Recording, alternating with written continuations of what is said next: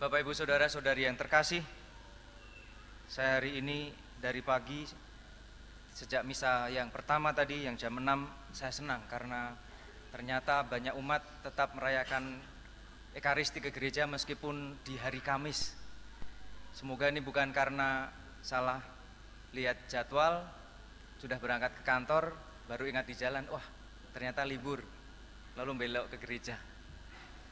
Kita bersyukur bahwa kita di negara kita diberi kesempatan untuk beribadah dengan diberi hari libur di hari Kamis ketika kita merayakan hari raya kenaikan Tuhan. Mungkin bagi kita bertanya kenapa kok di tengah-tengah begitu ya. Tetapi seperti tadi saya sampaikan di awal bahwa perayaan ini dirayakan 40 hari setelah hari raya kebangkitan Tuhan. Dan nanti 50 hari atau 10 hari dari hari ini kita akan merayakan hari raya Pentakosta, hari raya turunnya Roh Kudus, hari raya lahirnya gereja. Hari ini saudara-saudari yang terkasih, kita bersama gereja merayakan hari raya kenaikan Tuhan. Apa yang perlu kita renungkan dan kita tangkap dari perayaan besar ini, perayaan agung ini? Minimal ada 3 hal yang bisa membantu kita untuk mensyukuri anugerah kenaikan Tuhan ini. Yang pertama adalah bahwa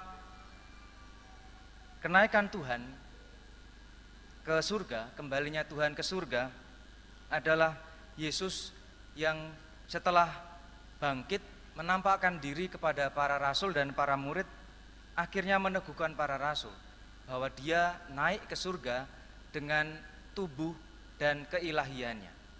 Bukan hanya jiwanya, tetapi dengan tubuh dan keilahiannya. Para rasul yang melihat sendiri menjadi saksi mata atas peristiwa itu. Yesus yang bangkit naik ke surga dengan tubuh dan keilahiannya. Maka saudara-saudara yang terkasih, dari hal itu kita diteguhkan bahwa kita yang juga manusia diangkat oleh Tuhan. Bahwa nantinya ketika kita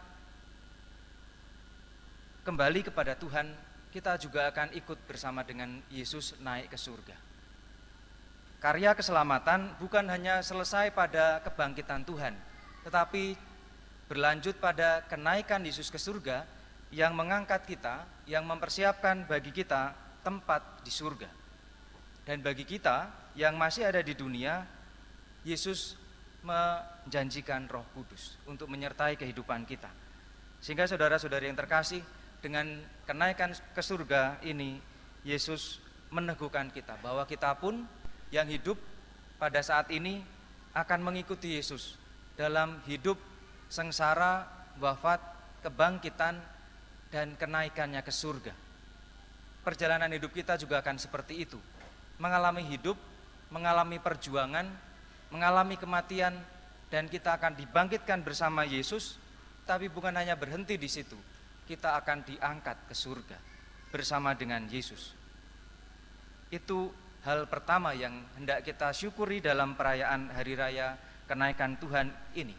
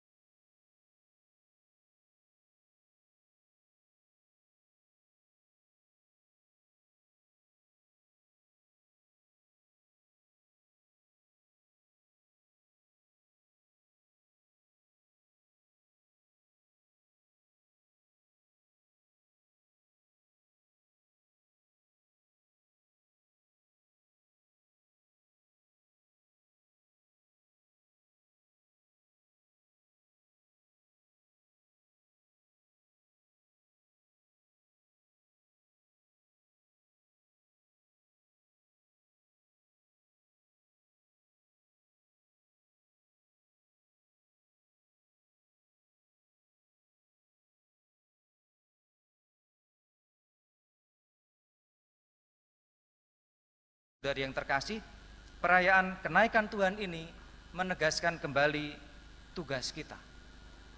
Kita ingat bahwa pesan yang disampaikan di saat-saat terakhir ketika orang mau pergi atau orang akan meninggal, itu adalah pesan yang penting, pesan yang paling diingat, dan kemudian itu yang pertama-tama akan dilakukan. Biasanya kalau ada orang yang mau pergi, maka pesan Yesus pada hari ini, jadikanlah semua bangsa muridku dan baptislah mereka dalam nama Bapa dan Putra dan Roh Kudus, dan ajarlah mereka melakukan segala sesuatu yang telah kuperintahkan kepadamu, adalah perintah agung, perintah Yesus yang terakhir ketika Yesus sebelum naik ke surga, setelah Yesus bangkit. Maka gereja, saudara-saudari yang terkasih, juga menjadikan perintah ini sebagai perintah yang wajib dilaksanakan, bukan hanya oleh para rasul pada masa itu, tetapi juga bagi kita semua yang percaya kepada Yesus sebagai Tuhan dan Juru Selamat kita. Mewartakan Yesus yang bangkit. Bagaimana caranya? Saudara-saudari yang terkasih, dalam hidup keseharian kita sering kali mempunyai pengalaman-pengalaman iman yang kecil. Bagaimana Tuhan menyertai. Orang tua memberikan berkat di dahi bagi anak-anaknya yang mau bepergian, mau berangkat sekolah, atau pergi kemanapun, dan kemudian ketika anak itu pulang diberi berkat juga oleh orang tuanya di dahinya. Itu menjadi salah satu tanda iman bahwa orang tua juga percaya bahwa Roh Kudus menyertai anak-anak yang akan bepergian itu, yang akan tidak selalu bisa kita pantau secara persis di mana dan bagaimana mereka melakukan segala sesuatu. Tetapi dengan berkat yang kita berikan kepada anak-anak itu, kita juga percaya bahwa Tuhanlah yang mendampingi, Tuhanlah yang menyertai. Dalam kehidupan menggereja, hari ini, bulan ini, kita merayakan bulan Maria. Salah satu perintah Yesus bagi kita adalah memberikan Bunda Maria sebagai ibu kita. Inilah ibumu, inilah anakmu. Maka dengan berdoa bersama dengan Bunda Maria, kita juga diajak untuk semakin mengenal Yesus dan juga mencintainya. Maka janganlah segan-segan mengajak anak-anak Anda berdoa rosario. Kalau sempat ada waktu, ajaklah juga anak-anak berdoa di Gua Maria, melakukan ziarah di Gua Maria atau di tempat doa. Hal itu sederhana, tetapi juga akan menjadi bekal bagi anak-anak untuk semakin mencintai Yesus, mencintai Bunda Maria, dan mencintai gereja. Semoga saudara-saudara yang terkasih, hari raya ini meneguhkan iman kita bersama untuk bersama-sama melakukan yang terbaik dalam hidup kita sebagai tanda kita sudah diselamatkan, bekerja sama dengan Roh Kudus dalam karya-karya baik, dan semakin mengenal serta mewartakan Yesus yang bangkit dalam kata dan perbuatan kita. Kemuliaan kepada Bapa dan Putra dan Roh Kudus.